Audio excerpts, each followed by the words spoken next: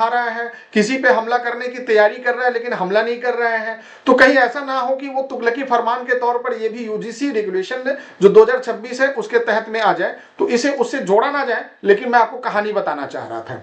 इसके तीसरे पॉइंट में अगर मैं आपको बताऊं, 2 पॉइंट तो हो गए, तीसरे पॉइंट के रूप में मैं आपको एक थोड़ी सी जानकारी देना चाहता हूं कि अप्रैल से मई महीने यानी अप्रैल मई 2026 में अनुमान है कि तमिलनाडु में इलेक्शन होने वाले हैं।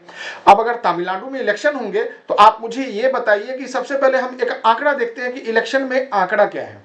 इलेक्शन में अगर मैं जाति जनगणना के आधार पर अगर आंकड़ा मैं आपको बताऊं तो वहां पर ओबीसी की जो संख्या है वो 65 से 70% है।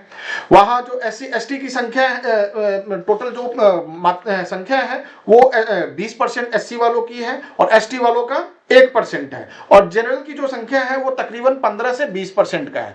तो आप समझ सकते हैं कि ओबीसी 65 से 70%, ध्यान से इस पॉइंट को याद रखिएगा, 65 से 70% ओबीसी, एससी एसटी की संख्या कितनी हो गई 20% और 1%, एससी 20%, एसटी 1% और 15 से 20% का जनरल का है।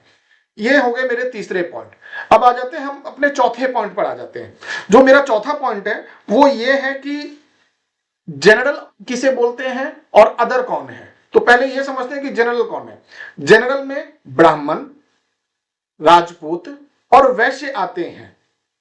इन तीनों जातियों के अलावा जितनी बाकी जातियां हैं वो सारे अदर्स में ले लेते हैं, जिसमें कि ओबीसी, एससी, एसटी इंक्लूड है।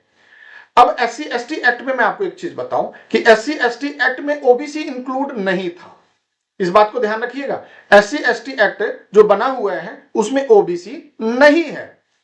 अब एक आंकड़ा और लेते हैं कि पूरे भारत के अंदर में जनरल की कैटेगरी कितनी है, ओबीसी की कैटेगरी कितनी है, एससी की कैटेगरी कितनी है और एसटी की कैटेगरी कितनी है। अगर मैं आपको आंकड़ा देने की कोशिश करूं तो जनरल जो पूरे भारत के अंदर में है वो तकरीबन है 15 से 20 सॉरी जनरल है 30% का, ओबीसी है 41%, 19% है एससी और एसटी जो है वो 8 से 9% है। यानी जो ओबीसी है वो है 41%, जो जनरल है वो है 30% और एससी एसटी का अगर दोनों मिला लिया जाए तब वो बनता है तकरीबन 27 से 30% के बीच में। अब आ जाते हैं ट्विस्ट। एससी एसटी एक्ट में 30 अगर 30% है और ओबीसी में 41% है, तमिलनाडु में 65 से 70% ओबीसी है। कनेक्शन मिलाइएगा, जो मैं बोलना चाह रहा हूं कनेक्शन मिलाइएगा। अब नेक्स्ट पॉइंट अगर मैं आपको बताऊं, बदलाव क्या हुआ। अगर मैं बदलाव की बात करूं कि इस